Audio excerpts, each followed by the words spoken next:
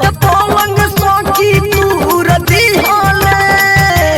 दिहल नैहर के पलंग सखी तूर दिहले राजा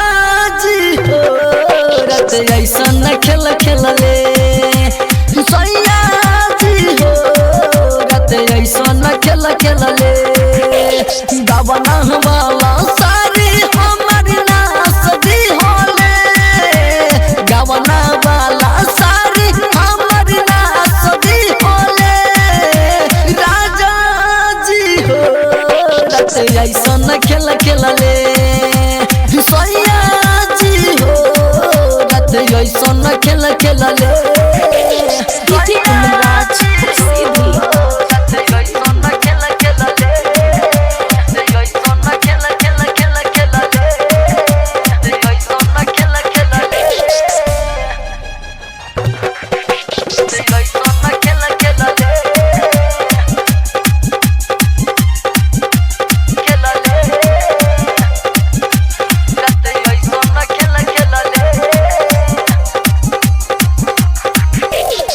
नाच दिहले सारी हमर पहिले हो रात में हमके पोलाई लिहले मीठी मीठी बात में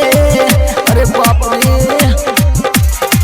नाच दिहले सारी हमर पहिले हो रात में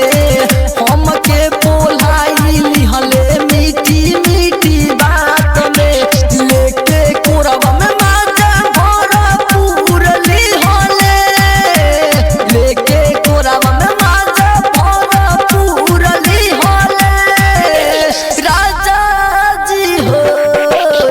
ऐसन खेल खेलले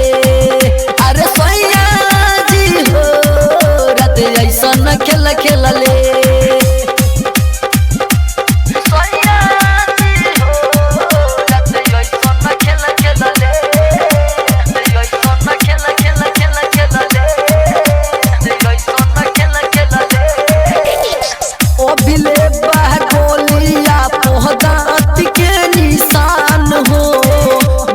राजा से ये सखी रही परेशान हो ओइसन मरद कसाई गर ओ बिले बा गोलिया पोहदात के निशान हो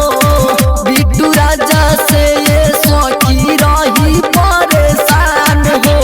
कल मुँह दिन दीवाना नहीं बात माने ले कल मुँह दिन दीवाना